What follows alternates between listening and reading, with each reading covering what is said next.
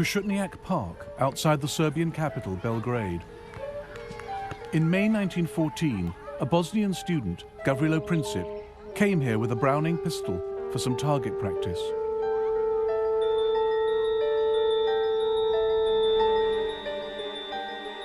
Princip was 19 years old. According to his instructor, he was not a very good shot. Other students were much more confident. Whenever Princip missed the target, people standing around would laugh at him. That would drive him to tears. Out of sight in the forest, he had a chance to get his eye in, shooting at trees. His ultimate goal was far more ambitious. I am an adherent of the radical anarchist idea, which aims at destroying the present system through terrorism. In 1914, Princip's wish was granted.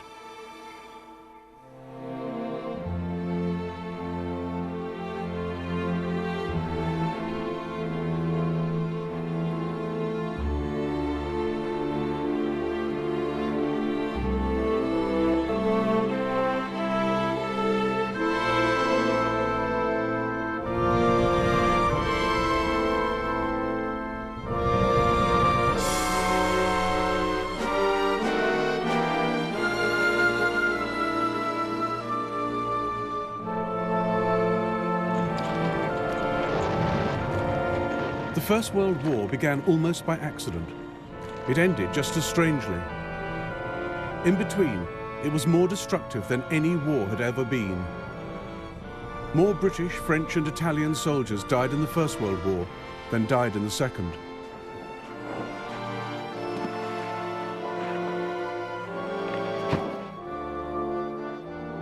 It was the first genuinely global conflict, fought not just on the fields of France and Flanders, but up mountains, across deserts, at sea and in the air. The First World War shaped the 20th century. It sparked the Russian Revolution. It launched America as a world power. The fault lines from its failed peace settlement led the world to a second terrible war barely 20 years later, then to the Cold War. But the ideas the men of 1914 fought for still shape our world today.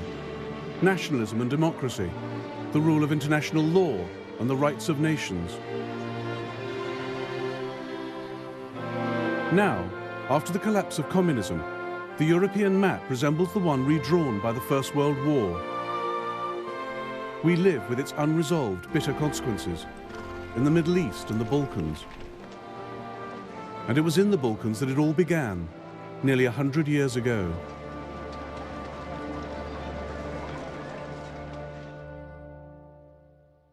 At the start of the 20th century, as at its close, the Balkans were the most unstable part of Europe. Here, three great empires fought for power and influence: the Austro-Hungarian, the Russian, and the Ottoman.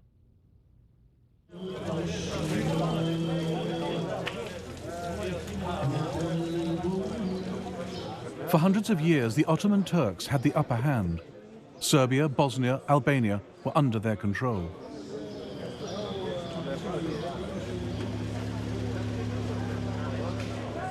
They built over 80 mosques in Serbian Belgrade, but by the 1900s, only this one was left. Serbia had thrown the Turks out and set herself up as an independent Slav kingdom.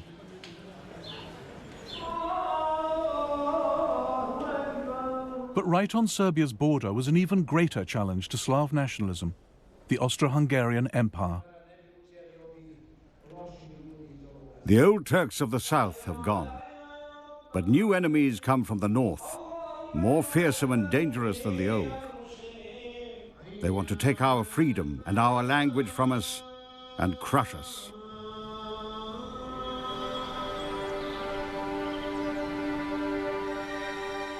Gavrilo Princip was born in a poor, mountainous part of Bosnia.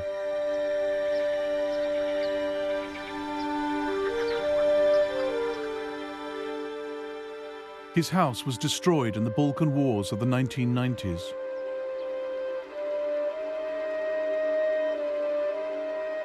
His initials, carved in 1909, are one of the few signs he ever lived here.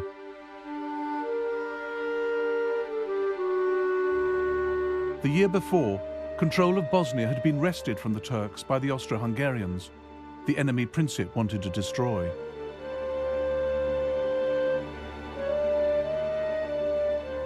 His particular target was the heir to the Austro-Hungarian throne, Franz Ferdinand, member of the ruling family, the Habsburgs.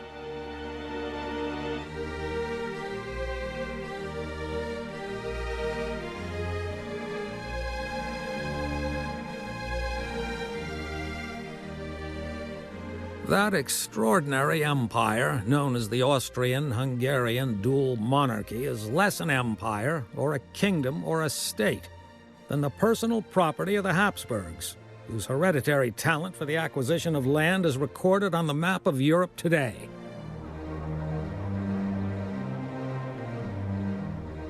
The empire was ruled by Franz Ferdinand's uncle, Franz Joseph. He sat on two thrones, as Emperor of Austria and King of Hungary. By 1914, he'd been in charge for 66 years. He'd spent them trying to resist change of any kind. Hardly ever seen out of military uniform, he hated the idea of political reform.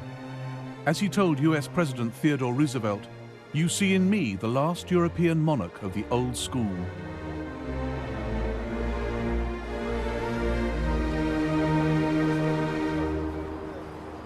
Austria-Hungary was a key part of European security, a multinational empire keeping the peace on the borders of the West. The capital, Vienna, was one of the great cosmopolitan centers of Europe. This was the empire that produced Freud and Mahler, Schiller, Kafka and Strauss. It contained at least 10 different nationalities, not just Austrians and Hungarians, but Czechs, Slovaks, Poles, Romanians, Italians, Croats and Bosnians. A guide was prepared by the British Foreign Office to help work out who was who. Teutons, anti-Slav, vigorous and very wooden and hard-headed, shy and suspicious, manly and close-fisted. patriotic.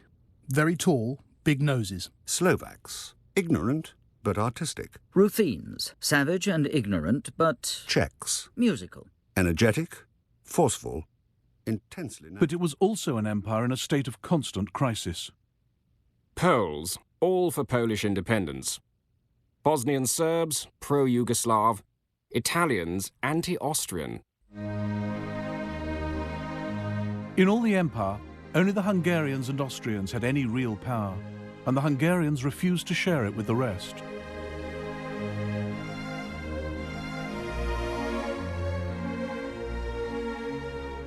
For countries like Serbia, Austria-Hungary was the prison of nations, a repressive, undemocratic state that ground small peoples under its heel.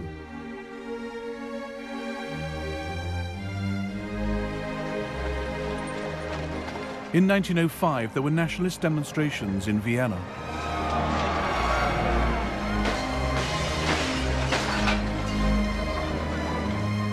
In 1912, there was rioting in Budapest.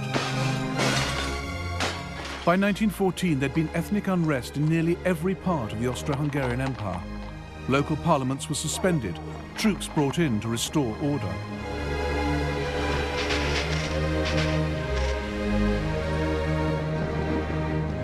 Austria-Hungary's domestic problems gave opportunities to her enemies.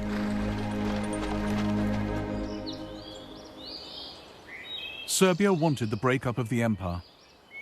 She welcomed national unrest, particularly in Croatia and Bosnia. Backed by Slav Russia, Serbia saw herself as the only independent hope for Slavs living under foreign rule in the Balkans. She wanted to unite them into a single South Slav state, Yugoslavia.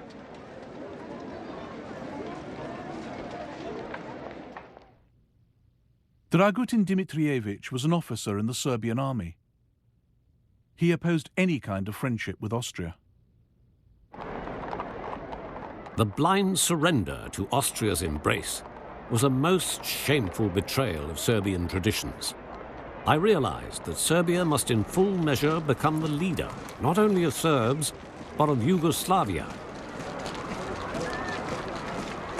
Dimitrievich believed killing kings could bring political change. It had worked for him in the past.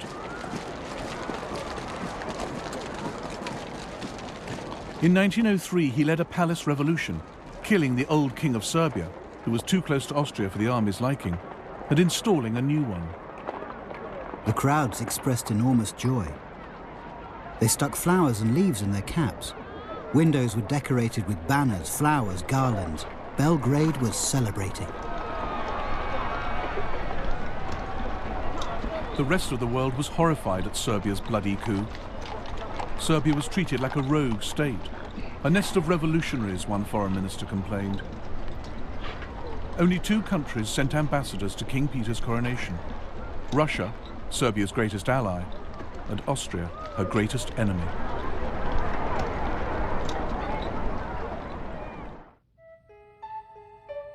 Dimitrievich was also one of the founding members of the Black Hand, a secret military society that used terrorism and assassination to try and establish Yugoslavia. He is said to have sent men to murder Austro-Hungarian military leaders and cabinet ministers. He allegedly tried to kill Emperor Franz Joseph. One saw him nowhere, yet one knew that he was doing everything.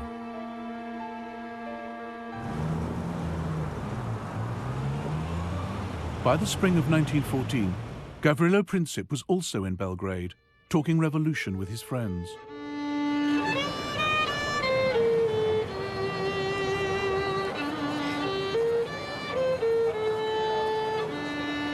Then the young Bosnians heard that Archduke Franz Ferdinand would visit Sarajevo in June. Here was their chance to match deeds to words. Luckily for them, their plans reached the ears of Dimitrievich and the Black Hand.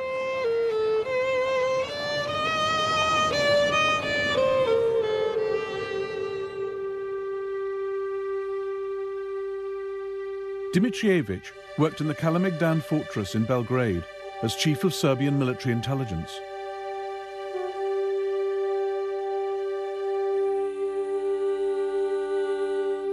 In the spring of 1914, Major Voja Tankasic, also in the Black Hand, walked into his office with a question. I've got some Bosnian youths pestering me. These kids want to pull off some great deed at any cost. They've heard that Franz Ferdinand is coming to Bosnia and have begged me to let them go there. What do you say? I've told them they cannot go, but they give me no peace. Franz Ferdinand was going to Bosnia to observe the Austro-Hungarian army's maneuvers in the hills outside Sarajevo.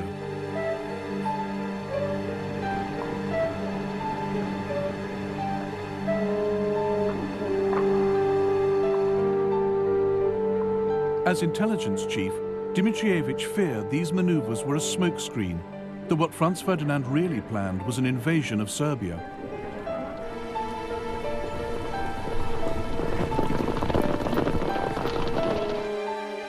As leader of the Black Hand, he believed anything that destabilized Austria-Hungary was good for his beloved Serbia. Princip's plan to murder Franz Ferdinand suited him perfectly. Fine, he said. Let him go.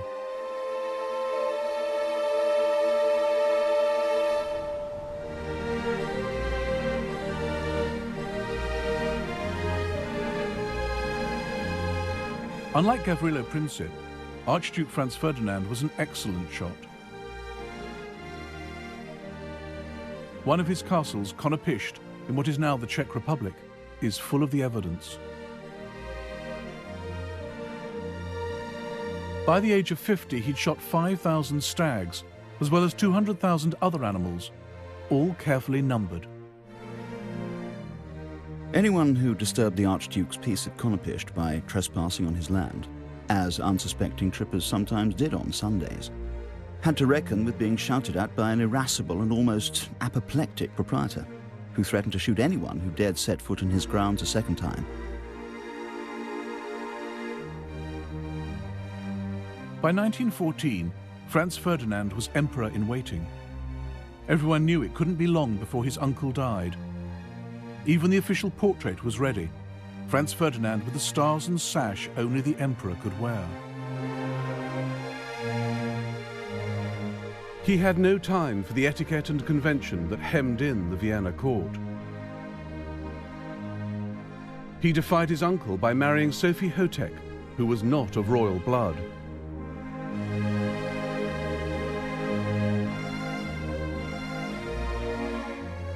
The most intelligent thing I've ever done in my life has been the marriage to my Soph. She is everything to me. My wife, my advisor, my doctor, my guardian angel. In a word, my entire happiness. Franz Ferdinand also had radical ideas for political reform. He recognized that the less power national minorities had within the empire, the more they'd look to other countries for help. The old system allowed ethnic Germans and Hungarians to dominate the government. It was a system that couldn't last. I can't help being surprised that there is any loyalty left among the nationalities after their treatment for so many years past. I must have them with me. This is the only salvation for the future. In 1914, the German emperor came to stay with Franz Ferdinand at Konopishcht. The Kaiser had a simple solution for dealing with troublesome national minorities. The Slavs are born not to rule, but to obey. This must be brought home to them. And if they imagine they can look to Belgrade for their salvation, they must be cured of this belief. But Franz Ferdinand had a better idea. He thought political reform was the best way to keep the multinational Austrian Empire on its feet and protect his own future as emperor. He had this map drawn up, showing how the Habsburg Empire could become the United States of Great Austria. Above all, Franz Ferdinand wanted to avoid war in the Balkans. One night, he made a toast after dinner. To peace. What would we get out of war with Serbia? We'd lose the lives of young men, and we'd spend money better used elsewhere. And what would we gain, for heaven's sake? A few plum trees, some pastures full of goat droppings, and a bunch of rebellious killers. Gavrilo Princip crossed the border from Serbia into Austria-Hungary here at the Drina River. He paddled out to Isakovic Island, where there was a Serbian guard post. The soldiers helped him wade ashore into Bosnia.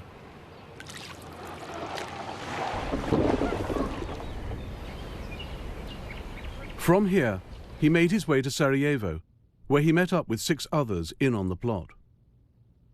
The Serbian Major Tankasic had supplied them with 4 pistols, 6 bombs, and suicide pills in case of capture.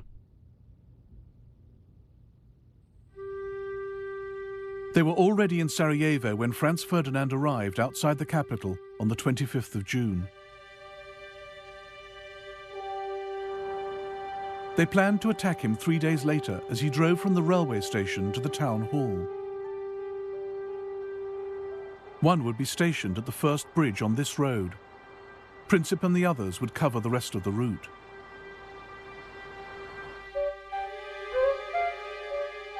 Franz Ferdinand chose the date of his visit badly.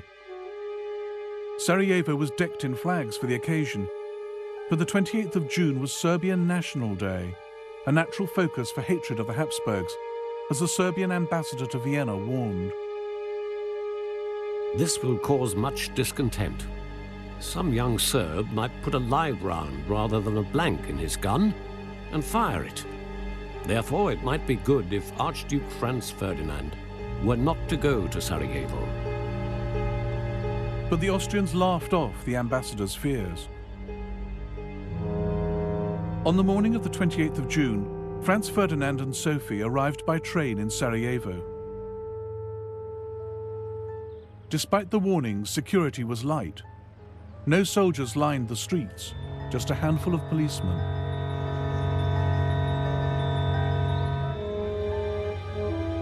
The royal car was a Greffenstift Tourer, At Franz Ferdinand's request, it travelled with the top down, very slowly, so the crowds could see him and he could see the sights.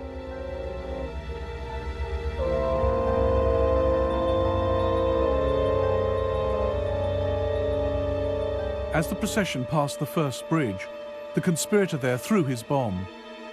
Sitting opposite the royal couple was Oscar Potiorek. The explosion came immediately after the Archduchess's cry to drive on quickly. I was sure no damage had been done to our car, and the Archduke commented very calmly, "I've always thought something like this might happen."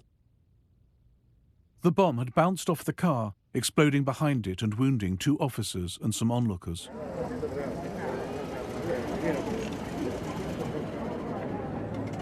Franz Ferdinand stopped to ask after the casualties before hurrying on to the town hall.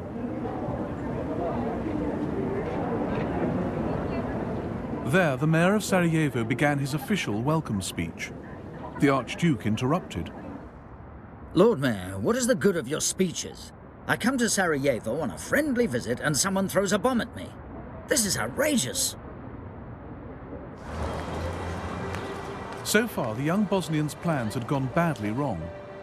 Franz Ferdinand was alive, official security was now on high alert. Gavrilo Princip turned to go home, stopping on the corner of Franz Joseph Street to buy a sandwich. Then his luck changed. Franz Ferdinand had left the town hall. He should have been driven straight along the river, travelling too fast to give any other assassins a chance. But his driver took a wrong turn at the corner of Franz Joseph Street.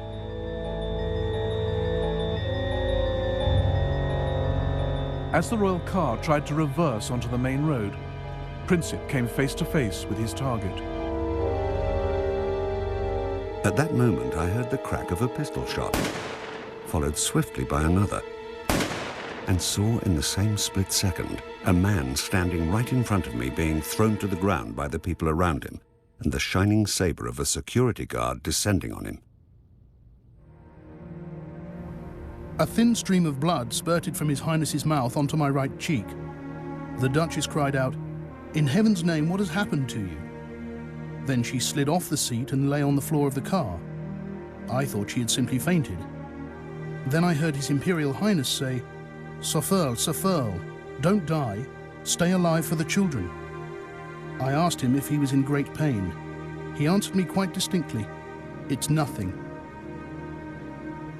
Franz Ferdinand and Sophie died on the way to hospital.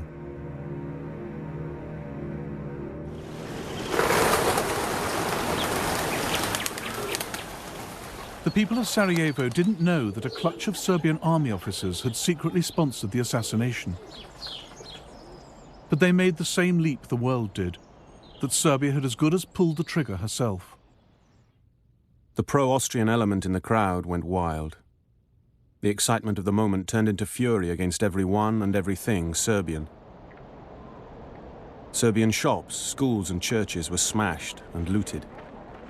The streets choked with furniture, clothes, bicycles, books, even icons and crosses, twisted and befouled, lying in heaps in the gutters.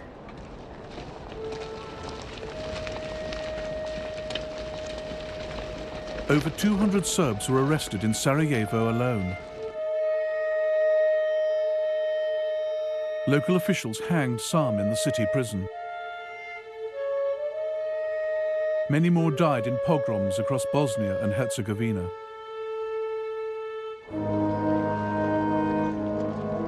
The funeral of Franz Ferdinand and Sophie was held in Vienna on the 4th of July. Oscar Potiorek had already written to the Foreign Ministry, calling for Austria-Hungary to take revenge against Serbia.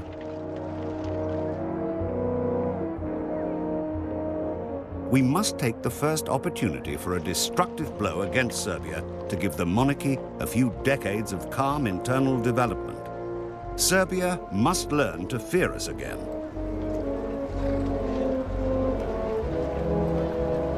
Austro-Hungarian Chief of Staff Konrad von Hertzendorf agreed. This is not the crime of a single fanatic. Assassination represents Serbia's declaration of war on Austria-Hungary. If we miss this occasion, the monarchy will be exposed to new explosions of ethnic unrest. Austria-Hungary must wage war for political reasons.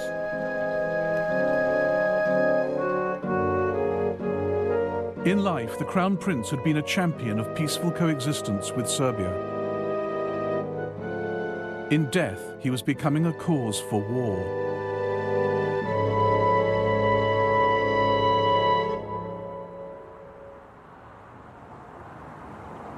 The murder of Franz Ferdinand did not immediately set Europe alight. International tensions in early July remained low. But behind the scenes in Vienna, Austria-Hungary's leaders were planning how to take revenge on Serbia without getting stamped on by Serbia's powerful friends.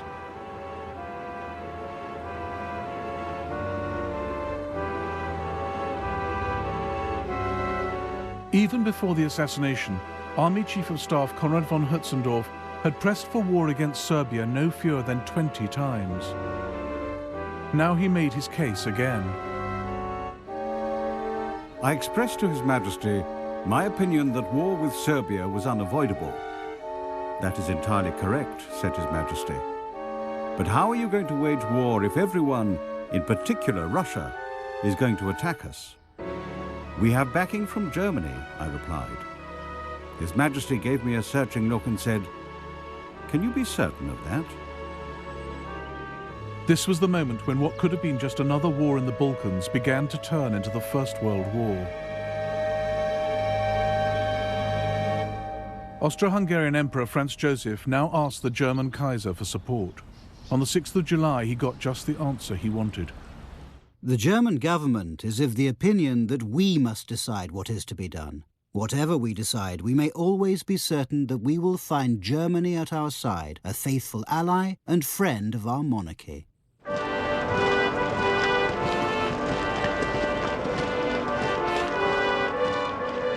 Germany's crucial decision to back Austria was made with no care for the consequences. Neither the Kaiser nor his senior political and military leaders took any steps to find out what Austria-Hungary had in mind. It was an extraordinary oversight, because nothing in the Balkans happened in isolation. Europe was divided into two camps. On one side were Germany, Austria, Hungary and Italy. On the other were France and Russia. War with one could mean war with the others. No one knew how Russia would respond if one of the leading Balkan countries was attacked. She might go to war with Austria to protect Serbia. Then Germany would have to fight to protect Austria.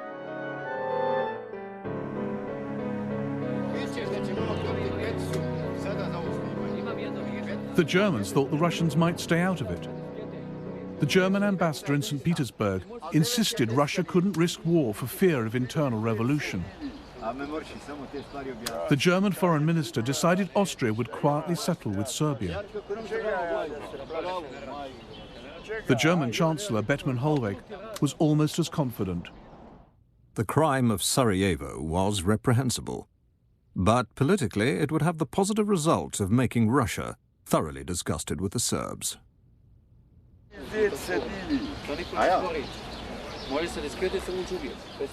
It was Germany's confident support that pushed Austria forward.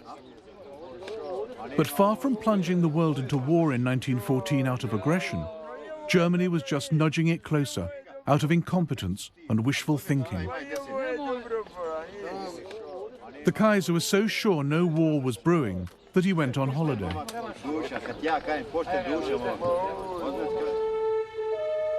In Sarajevo, the trial of Gavrilo Princip was underway. The court had plenty of evidence to prove that Serbian army officers had helped him. And with Germany's unconditional support, that was enough for Austria. She sentenced Princip to 20 years in jail, where he died in 1918. She sent Serbia an ultimatum.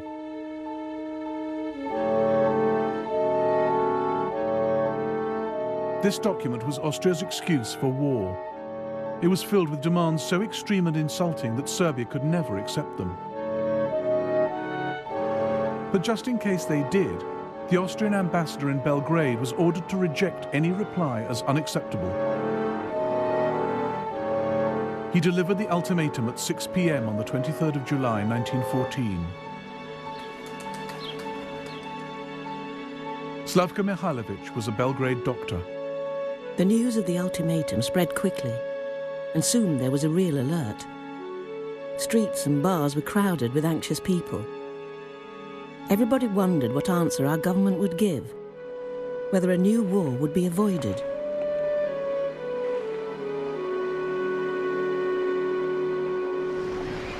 Austria's ultimatum caught the world's diplomats napping. The French government, the French press, and public opinion have been inconceivably surprised. Paris is almost dead. All the ambassadors but one are out of town. The Italian ambassador is in Ireland.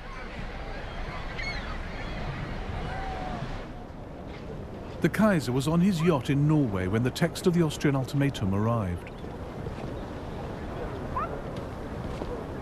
The Kaiser arrived on deck as usual after breakfast and said to me, I was still holding the wireless message, "That's a pretty strong note for once in a while." "It certainly is," I replied, "but it means war." Whereupon the Kaiser observed that Serbia would never risk a war. She might not have risked it on her own. But on the 24th of July, the Serbian regent, Prince Alexander, telegrammed Russia for help. In St. Petersburg, the Russian foreign minister spoke frankly to the British ambassador. Austria would not have acted so aggressively without the consent of Germany. I hope the British government would declare itself on the side of France and Russia without delay. Russia was convinced that Germany was warmongering. On the 26th of July, she called up her reserves. This was the second key stage of the crisis, as Britain's Foreign Secretary Edward Grey warned on the 28th. From the moment the dispute ceases to be one between Austria-Hungary and Serbia and becomes one in which another great power is involved, it cannot but end in the greatest catastrophe that has ever befallen the continent of Europe. Austria-Hungary declared war on Serbia that same day. The first shots of the war were fired from here, the Austrian fortress of Zemun, just across the river from Belgrade. In the dead of night, Major Voja Tankasic had the Black Hand blow the only railway bridge. Windows shattered to smithereens, and broken glass covered the floor. Patients started screaming. Then there was another explosion, and another one. So it was true. The war had begun.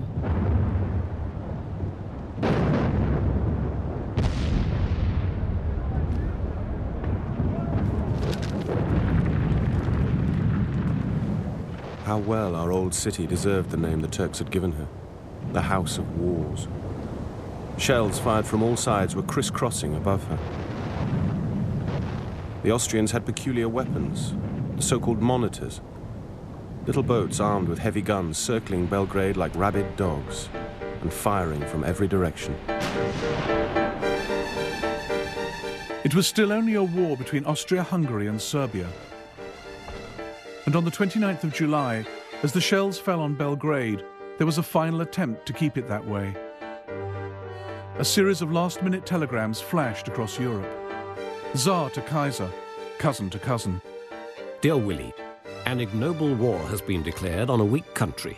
The indignation in Russia is enormous. Dear Nicky, I am exerting my utmost influence on the Austrians. I confidently hope you will help me to... Dear Willie, my troops shall not take any provocative action. But by now, the crisis was beyond the control of monarchs or politicians. It was in the hands of the military.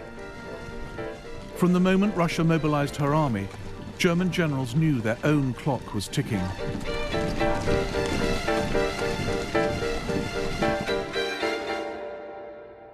The alliance between France and Russia meant that Germany faced a war on two fronts. Her only hope was to deal with France in the west before the main Russian armies could invade from the east. That left no time to wait and see. For Germany, Russian mobilization meant war.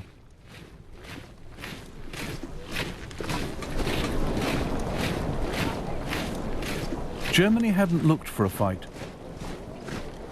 Her generals knew a European war would be long and devastating, even for the victors. But if it was going to happen, they thought, better sooner than later. According to all competent observation, Russia will be prepared to fight in a few years. Then she will crush us by the number of her soldiers. Then she will have built her Baltic Sea Fleet and strategic railways. Our side, meanwhile, will have grown steadily weaker. On the 1st of August, Germany declared war on Russia. 2 days later, she declared war on Russia's ally, France.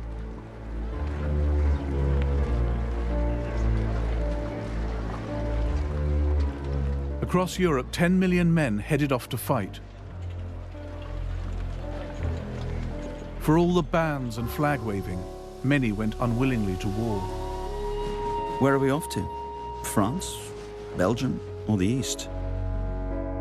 At the station, people waved goodbye, some with handkerchiefs. I thought of my wife and child left alone at home. In fact, it wasn't so much a thought as a fearful shadow flitting over my soul.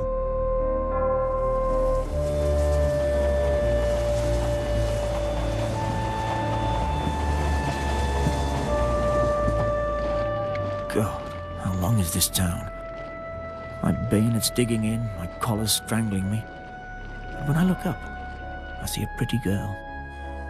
She is so full of admiration, so moved by it all that I realize we've got to look handsome and walk tall. Off we march to the sound of shrill brass.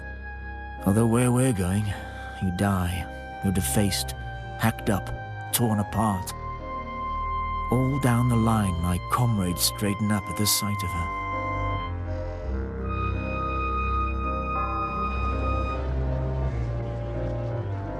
There's great excitement among my comrades. The bachelors are calm, they're even joking about it. Family men are depressed.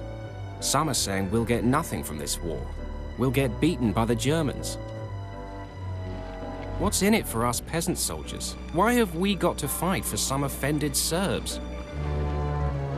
The leaders had little better idea why they were fighting than the men. They had no lists of war aims. Germany and Austria, Serbia, Russia and France were all convinced they were fighting a defensive war, forced on them by someone else.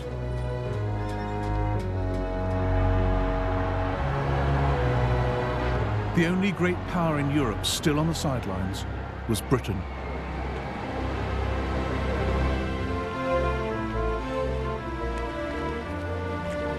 On the 2nd of August 1914, Britain was still at peace, but only just. We've been in a state of great excitement as the reservists are being called up. All the railways are guarded. Everything points to the Great War, so long expected, being upon us.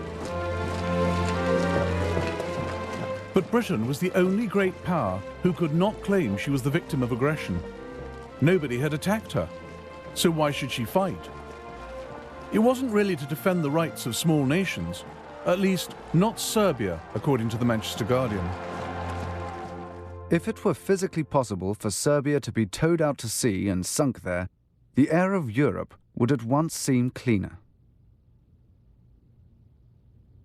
Nor was Britain bound by treaty obligations, as the Foreign Secretary, Edward Grey, assured Parliament. We are not parties to the Franco-Russian alliance. We do not even know the terms of the alliance. But in private, Grey and other leaders knew that Britain had to fight. If Britain stayed neutral, the war would still threaten the country's vast empire, its global trade and security. And Britain needed to stay on friendly terms with France and Russia. Even in peacetime, she was not powerful enough to defend her empire against everyone.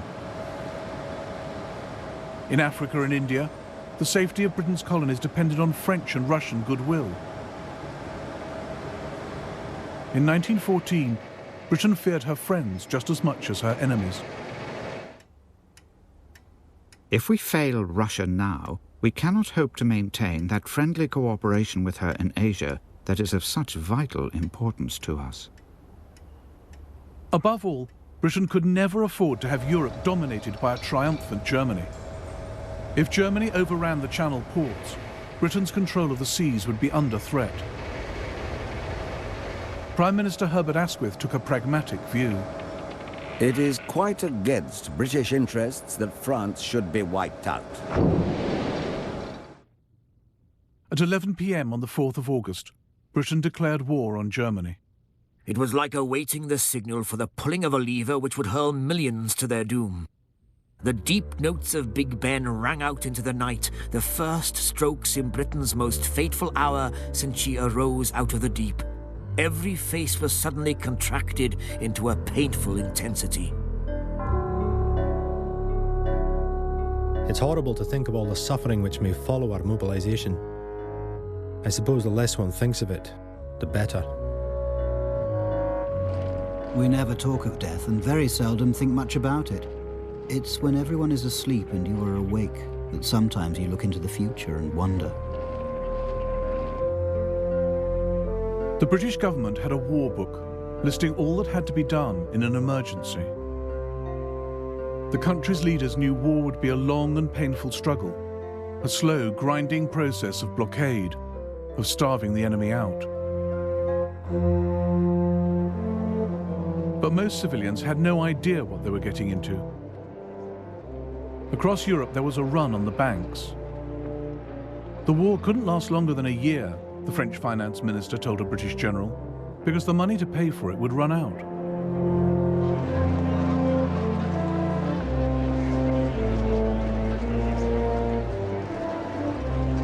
Most people expected Britain, with the largest navy in the world, to fight a sea war. The Foreign Secretary reassured the nation. For us, with a powerful fleet, which we believe able to protect our commerce, to protect our shores, and to protect our interests, if we are engaged in war, we shall suffer but little more than we shall suffer if we stand aside.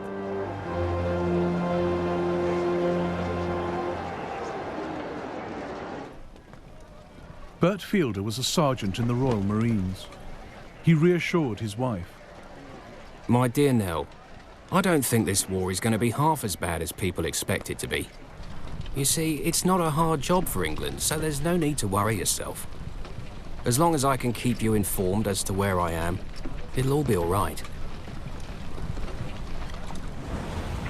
But the weapons with which the world went to war were so new that few had ever been fired in anger. Countries were armed with battleships and submarines less than 10 years old. Nobody really knew how to use them. All the European powers had been stockpiling new artillery, machine guns, explosive shells. But none had fought a major war in Europe for over 40 years.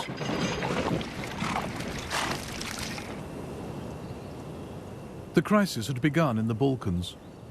And as the Austrians faced up to the Serbs, the First World War started here as it would go on everywhere else.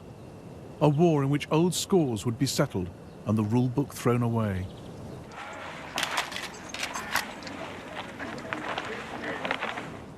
The war is taking us into a country inhabited by a population inspired with fanatical hatred towards ourselves. An attitude of extreme severity, extreme harshness and extreme distrust is to be observed towards everybody. In some sectors, Serbian civilians did fight a guerrilla war, not in uniform, not in the regular army. It was hard for the Austrians to tell who was a real enemy, who was not. But their reprisals against the Serbian people were vicious.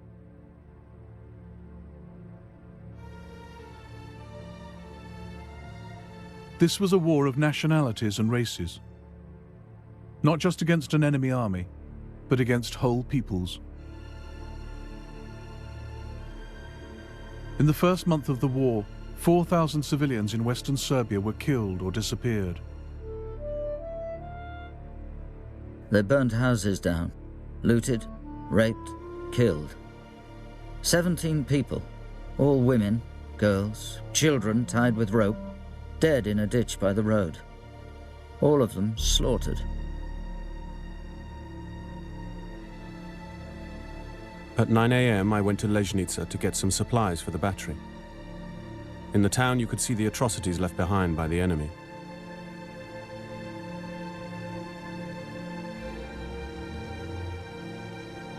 Ten people, some children among them, had been hanged near the church.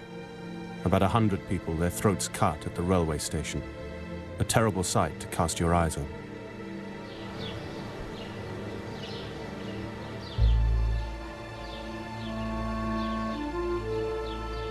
At the Serbian town of Prnjava, this memorial commemorates those who died.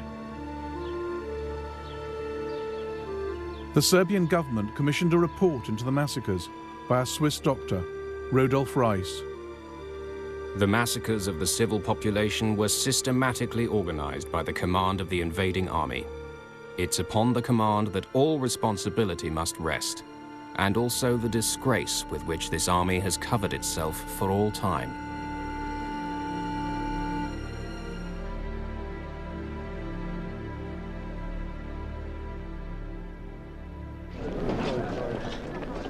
Austria-Hungary was far less ruthless when it came to fighting the Serbian army. That too set a pattern for the war, a foretaste of the military weakness which would dog Austria-Hungary's partnership with Germany. This was a war in which events on one front could have a critical effect on another.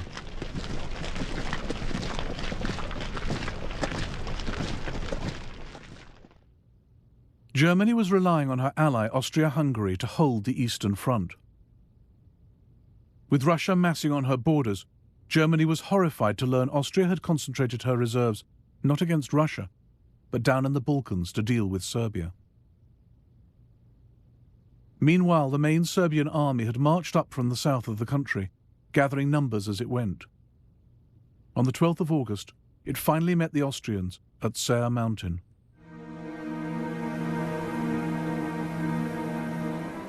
The Serbs had taken up strong defensive positions along the mountain range and waited for the Austrians to walk into the trap. The Serbs surrounded us. The Serbian artillery had the range perfectly. Unluckily, so we were told by senior officers, we had arrived at the Serbian artillery practice area. Laughable. The Serbs easily beat off the Austro-Hungarian attack. We could see the enemy retreating along the river. Their ammunition train left all their carts in the valley and ran away as soon as they were hit by our artillery. A beaten army? No, an uncontrolled mob ran towards the border in senseless panic. Drivers whipped their horses. Officers and soldiers shoved and squeezed through between the columns of wagons.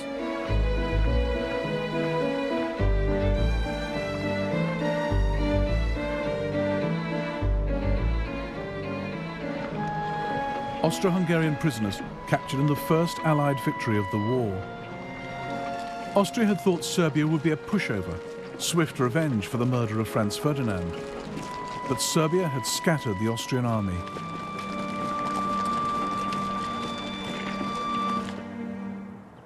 The victories of 1914 cost Serbia 130,000 men. They did not die in vain, reads the inscription on this memorial to Serbia's dead. Every nation would learn that nothing in this war would be easy, quick, or clean.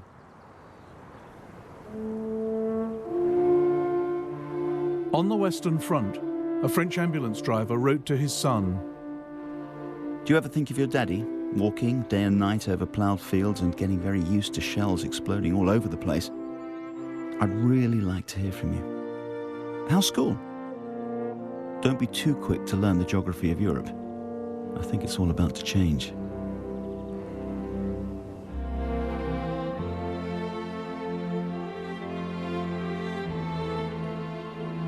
In the next episode of the First World War, German armies roll into Belgium and France, leaving a trail of atrocities. And France, aided by Britain, fights for her life.